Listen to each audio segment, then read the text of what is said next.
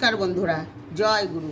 দেখুন, এইগুলো পুজোর ফুল জলে না ফেলে, দূষণ না করে, এখানে ওখানে না ফেলে আমি এই ফুলগুলোকে রোদ্দুরে শুকিয়ে নিয়েছি।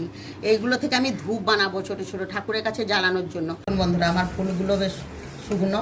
এবার আমি মিক্সির জারে ভরে ফুলগুলোকে গুঁড়ো করে নেব, তারপর ধূপ বানাবো। কি দিয়ে বানাই সেটা দেখুন। মিক্সিতে গুঁড়ো করে নিয়েছি ফুলগুলোকে।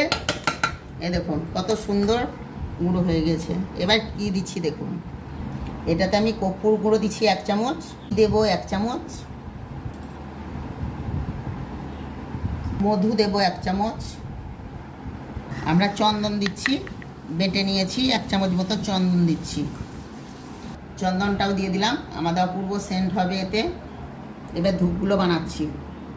আমরা প্রথমে সবগুলোকে ধরে মেখে নিলাম, ঘি, মধু, চন্দন সব দিয়ে। এবার আমরা অল্প করে জল দেব, জল দিয়ে এটাকে মাখাবো। দেখেন আমরা মাখিয়ে নিয়েছি। এবার আমরা এইভাবে হাতে পেস্ট করে, এইভাবে করে, এটা কম খরচায় সাশ্রয়, এবং আমরা মেশিনের সাহায্যে নয়, হাতের সাহায্যে, যাতে জিনিস সুন্দর নিজেরা তৈরি করতে পারি, ঠাকুরের কাছে দিতে পারি। এই দেখুন এইভাবে তৈরি করেছি। এই দেখুন, আমরা এবার রোদ্দুরেতে শুকাবো।